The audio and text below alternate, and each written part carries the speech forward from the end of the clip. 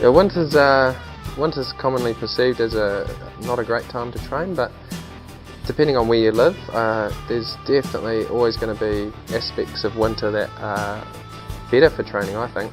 For example, me being in Wanaka, we get a lot more settled weather. There's a hell of a lot less wind in winter. So for me, I find getting some good mileage up in the kayak is so much easier achieved in winter.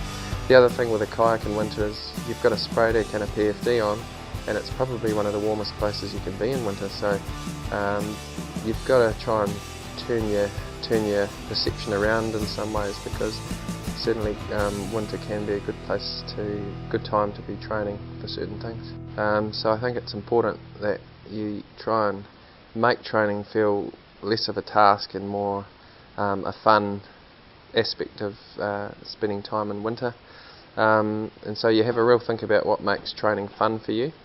Often for me, the social component to training is something I really enjoy, so if you can organise a few friends to meet you on a certain day of the week for a bike ride or a kayak, A, you know you've sort of got to be there because you've made that commitment, and B, you'll probably find the time moves pretty fast because you're busy having a conversation about the last week in your life. So yeah, that social component's a big one for me in winter.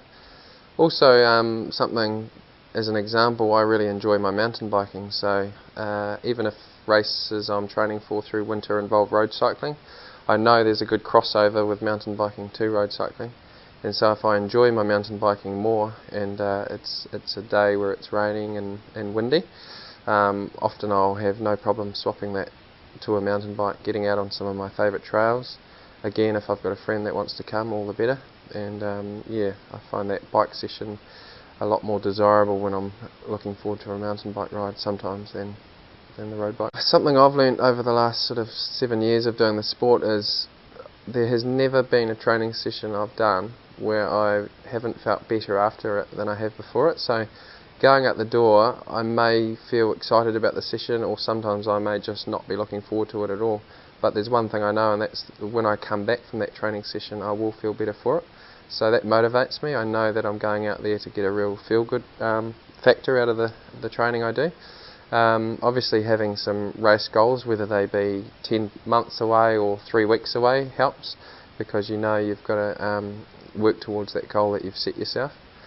You can always think of your competitors. I can tell you now there's a lot of them out there that won't train when the weather's not conducive to training. So getting out the door when it's a bit wet or a bit windy or a bit cold, or all three, that's a real opportunity, I guess, to get that one step ahead of your competition.